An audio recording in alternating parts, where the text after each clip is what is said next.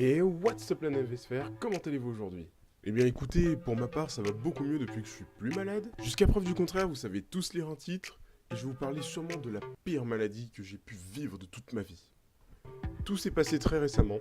Faut savoir que d'ordinaire je tombe pas souvent malade, et quand je tombe malade, par exemple les gens qui ont la gastro, ça va durer 3 jours. Ben moi ça dure une après-midi. Si je te jure. Sauf que là cette maladie m'a démonté. C'est simple, quand je l'avais, j'ai l'impression de ressembler à un zombie dans The Walking Dead. Je vais vous raconter comment ça s'est passé. Comme toujours, sa petite sœur qui a ramené la maladie à la maison. Ah mais ça a toujours été comme ça chez moi. À croire que ma petite sœur a signé un CDI avec le responsable de la création de la maladie. C'était un dimanche, j'ai commencé à pas trop se sentir bien. Du coup le lundi, ma mère a dit, ok, là je l'amène chez le médecin là. Elles arrivent chez le médecin, et là le médecin dit... Eh bien écoutez, votre fille a la grippe. Il faudra la mettre en quarantaine pour éviter qu'elle contamine quelqu'un. Tu le sens arriver là, le scénario pourri? Ma mère, personne responsable qu'elle est, décide d'appeler le collège de ma petite sœur pour prévenir qu'elle sera pas là. Normal quand t'es malade quoi. Elle s'occupe d'elle, elle reste à la maison, elle lui donne à manger. Le mardi, ma petite sœur se sentait mieux, alors elle est repartie en cours. Et là, vient le jeudi, ma mère commence à se sentir pas bien. Je me demande bien pourquoi. Ah oui, c'est vrai, on n'a pas respecté la partie la plus importante du processus de guérison vu qu'elle continue à manger avec nous et à nous tousser allègrement au visage. Du coup, logique, ma mère attrape aussi de la grippe, en sachant qu'elle avait déjà attrapé un rhume avant. Nickel, tip top, tout ça à cause du contrat de travail de ma sœur. Là, je te vois derrière ton écran en train de te dire « Ouais, mais toi, dans l'histoire, t'arrives quand ?» Bouge pas. Patience, mon tour arrive. Ce que je t'ai pas dit, c'est que la grippe c'est fourbe. Du coup, ma petite sœur qui pensait qu'elle était guérie, bah en fait non, elle était toujours malade. Donc tu te doutes bien que qui a dû s'occuper des deux malades? Bah c'est Bibi.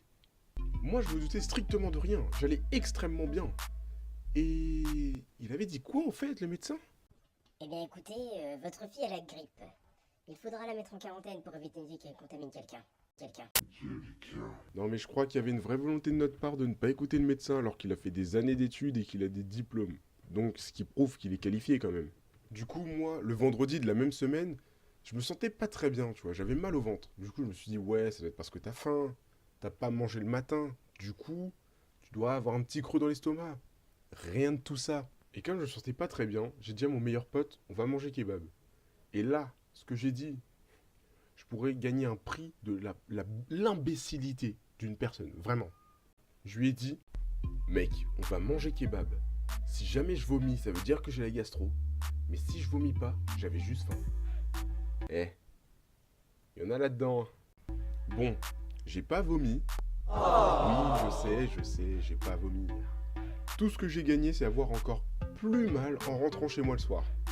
Et c'est que là que j'ai compris. Oh, remember. J'avais récupéré la grippe, le rhume de ma mère, ainsi que la gastro. Tadadadam, tadam. Jackpot. Je vous le demande, qui a passé un week-end tout pourri, le monsieur là-bas? Exactement. Bien joué à vous. Et vraiment, pour couronner le tout, le chat de ma sœur est en chaleur. Ceux qui ont un chat, ils vont me comprendre, tu vois. Mais pour les autres, je vais vous faire écouter ce que c'est un chat en chaleur. Ça donne ça. C'est horrible. C'est horrible. Imagine le tout combiné. Ça donne tout simplement ça. Et voilà, c'est tout pour moi. Si t'as aimé la vidéo, like, partage-la, commente-la. Et oublie pas d'activer la petite cloche de notification pour savoir quand est-ce que je sors une nouvelle vidéo. Je sais, je suis pas souvent actif, c'est un peu dur, donc respectez-moi s'il vous plaît. Mais je vais faire de mon mieux pour vous sortir le plus de vidéos possible. Et dès que j'aurai du temps pour en faire régulièrement, je vous en aurai régulièrement. Ne vous inquiétez pas, de meilleure qualité. J'en ai marre de tourner la tête comme ça. Allez, tchuss!